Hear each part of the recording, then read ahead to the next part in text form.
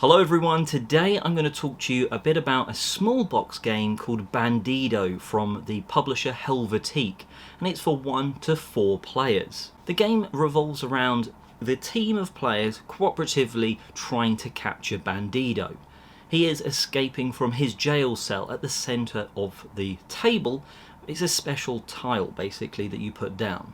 It's got escape routes for these tunnels coming from that jail cell. And you're playing cards like roads from Carcassonne or other tile placement games, where the paths have to continue. You can't just block it off with the edge of a card.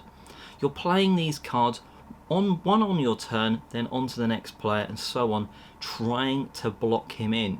Now, you do that in 2 ways. Some of the cards have torches or flashlights, and they are effectively blocked tunnels.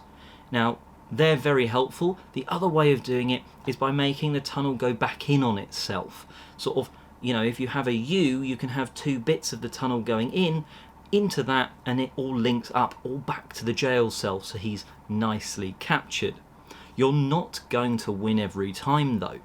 This is a game where there is almost every time that tension of the puzzle of, at some point I want to capture him, and that's, maybe on this turn it's promising, then the next player has to play a card, and they end up making it so the tunnel splits out into multiple routes again, and then everyone's flailing to quickly stop that sort of sprawling off into a whole new avenue of tunnels.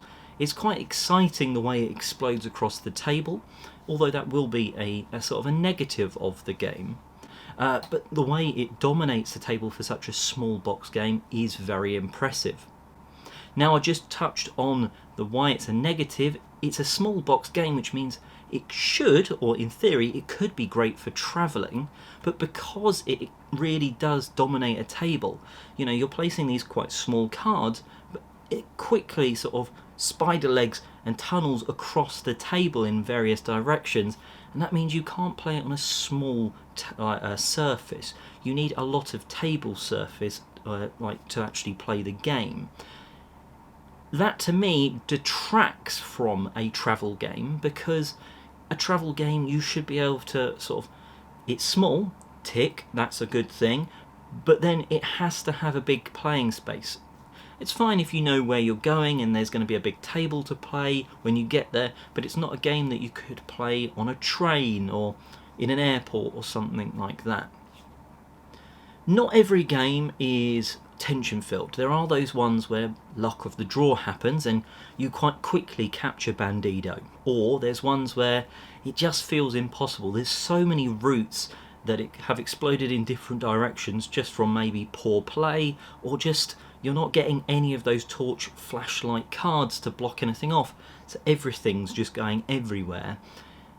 Most of the time though, it does really feel achievable. You celebrate closing off individual parts of the tunnel, and that can sort of spur you on to finally capturing him, and you get that, because of that challenge, you get that satisfaction when you complete the game.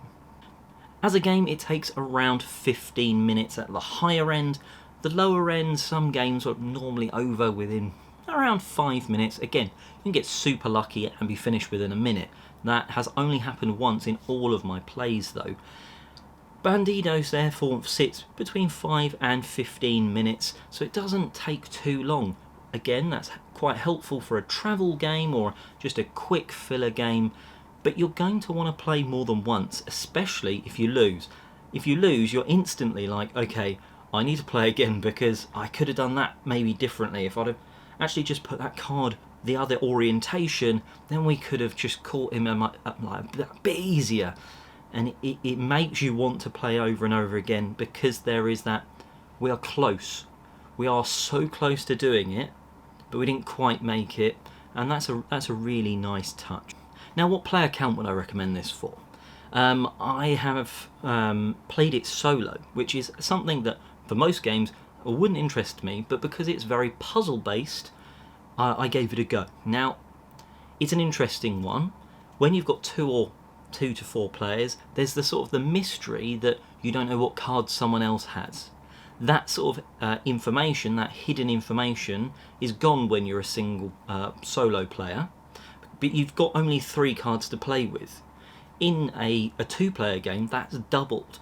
So you might not have any of the flashlight, the torch sort of blocked path cards, but your teammate might have 3.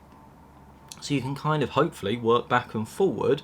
You've got more chance of good cards coming out of the deck, I'd say, because you start with more cards and there's more people drawing cards.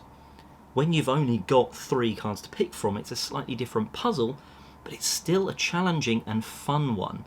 So solo, it actually works, and I've played this a few times solo, and I'll probably play it again solo. Not something I'd normally do. When it comes to multiplayer, I think it really does work very well there. When there's 4, I could see it being a bit too chaotic. At the lower end of the scale, you have a lot more control because you're playing sort of a higher proportion of cards, and you can kind of still just about do your own thing at 2 while someone else is dealing with that side of the board. With 4, I feel like it would be not long before it's your turn, but the board state could have changed a lot before it's back to you. So that's just something to bear in mind. But for solo, 2 and probably 3, that's, worked really good. So there you have it. That was Bandido, a really fun game. I've even enjoyed it solo, which is almost painful for me to say. Highly recommend giving this one a try, and yeah, enjoy it. It's a small box card game, and I'm Oliver East, signing out.